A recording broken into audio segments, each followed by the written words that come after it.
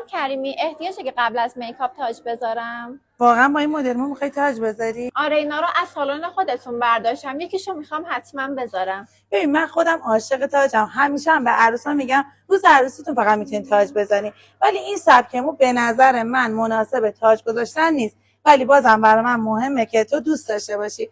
الان به یک کشینیان کارا میگم یا تست کنه. بچه یک کشینیان کارامونو صدا کنید. ماجرا حالا بده به من، بگو ببینم سبک میکاپ چی دوست داری. یه سبکی هست تو پیجتون که روسی طوره، ولی خب عروسکی هم دوست دارم باشه. خب بریم یه میکاپ تلفیقی برات بزنم که خیلی هم خوشگله. خب اینم از میکاپ تاج رو میاری نصب کنی؟ به نظرم نباشه بهتره. نظر منم همینه، دوستش ندارم. آخیش اینجوری بهتر شد.